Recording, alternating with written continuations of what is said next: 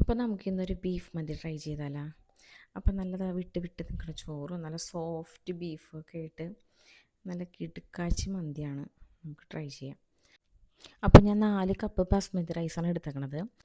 അത് ഞാൻ നല്ലോണം ഒന്ന് കഴുകി ഒരു അരമണിക്കൂർ ഞാൻ എന്താ സോക്ക് ചെയ്യാനായിട്ട് വെച്ചിട്ടുണ്ട്. ഇനി നമുക്കൊരു വലിയ പാത്രം എടുത്തിട്ട് സവാള ചോപ്പ് ചെയ്തിട്ടതും പിന്നെ പച്ചമല്ലി അരിഞ്ഞിട്ടുണ്ട്, പിന്നെ അതിനകത്തേക്ക് ഞാൻ സ്പൈസസ് ഇട്ടിട്ടുണ്ട്.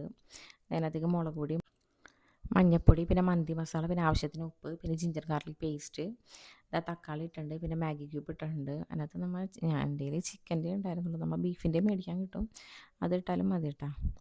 പിന്നെ അതാ നല്ലോണം ഇത്തിരി ഓയിൽ ഒഴിച്ചിട്ട് നല്ലോണം ഒന്ന് കൂട്ടി തിരുമുക, നല്ലോണം നല്ല ജ്യൂസി ആക്കുക അത്. പിന്നെ അതാ നമ്മുടെ ബീഫ് അതിനകത്തിട്ട് നല്ല ഉണക്കനാരങ്ങ ഇട്ടത് കുക്കറിലിട്ട് അടച്ച് വെച്ച് ഇതൊരു 6 വിസിലെടുത്തതാണ്. അപ്പോഴത്തേക്കും നല്ല സോഫ്റ്റ് ആയിട്ടുണ്ട് ബീഫ്. ഇനി നമുക്ക് റൈസിൻ്റെ നോക്കാം. അതിനൊരു വലിയ പാത്രം എടുത്തിട്ടുണ്ട്.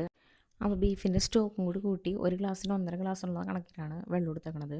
പിന്നെ ഇതാ 2 ഉണക്കനെല്ലിക്ക ഇട്ട് കൊടുത്തിട്ടുണ്ട്, ആവശ്യത്തിന് ഉപ്പ് ഇട്ട് നല്ല തിള വന്നു കഴിഞ്ഞാൽ സിമ്മിലിട്ടൊരു 15 മിനിറ്റ് വേവിച്ചെടുത്ത് കഴിഞ്ഞാൽ നമ്മുടെ സംഭവം റെഡിയാവും.